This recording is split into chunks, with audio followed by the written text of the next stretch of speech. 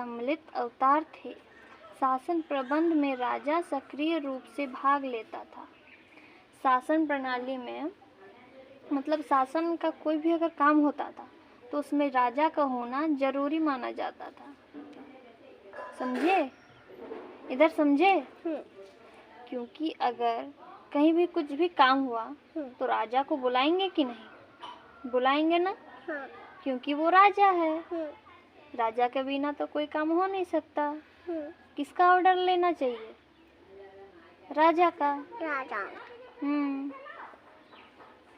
उसके बाद यहाँ पर 1 और 2 है।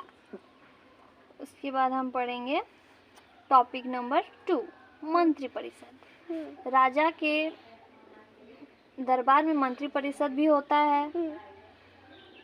तो मंत्री परिषद करता क्या है?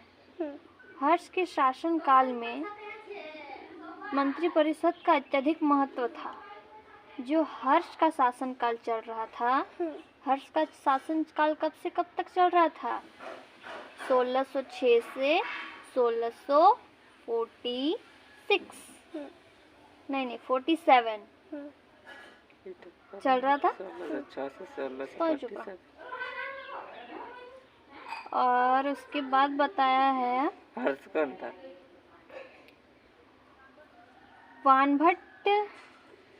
वानभट्ट और हिंसांग दोनों ने अपनी रचनाओं में, वानभट्ट और हिंसांग जो थे दोनों राजा थे, तो उन्होंने अपनी रचनाओं में मंत्री परिषद का उल्लेख किया। मंत्री परिषद के सदस्य महत्वपूर्ण मामलों में राजा को निरंकुश होने से रोकते थे। प्रभाकर वर्धन कौन थे? प्रभाकर वर्धन हर्षवर्धन के पिता थे। ठीक है। तो उसके पिता की मृत्यु के बाद था उसकी माता ग्रेवर्मा, उसकी माता का नाम था ग्रेवर्मा की मृत्यु के बाद राज्य का संचालन के प्रश्न मंत्रियों द्वारा ही सुलझाया जाता था। ठीक है। उसके बाद हर्ष के आत्म्य और प्रधात्म्य शब्दों का प्रयोग मंत्री और महामंत्री के लिए किया है। हर्षवर्धन ने 2 शब्द का प्रयोग किया है। पहला शब्द था आत्मीयता, ये मंत्री के लिए था, और दूसरा था प्रधात्म्यता, ये है महामंत्री के लिए था। अभी क्लास खत्म नहीं हुआ है। क्लास खत्म होने के बाद अभी और 2 टॉपिक हो गया। अभी तीसरा टॉपिक, चौथा टॉपिक, 5वां टॉपिक, उसके बाद क्लास ऑफ। उसके बाद घर जा सकते हो। मुझे नीचे जाना है।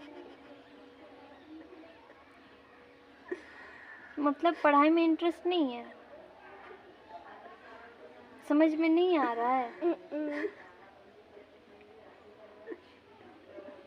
ठीक है, चलो तब मन नहीं है तो और क्या कर सकते हैं। ठीक है, जा सकते हैं। क्या करें? इरफान का ले जाओ, अपना आसन भी तो ले जाओ, आसन ले जाओ।